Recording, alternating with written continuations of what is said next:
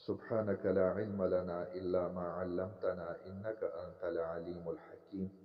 السلام علیکم ورحمت الله وبرکاته.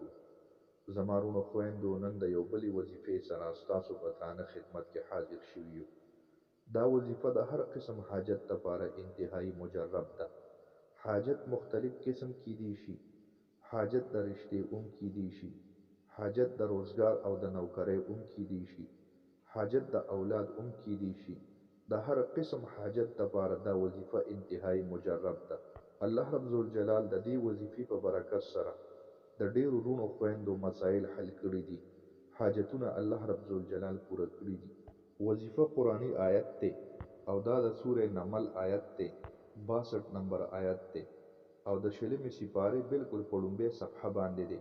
په 15 شپږمه کرخه کې د دې وظیفې د پاره څه قید نشته. هر وخت تاسو دا وظیفه کولی شئ. آیت دی اما یجیب المضطر اذا دعاه ويكشف السوء. اما یجیب المضطر اذا دعاه ويكشف السوء.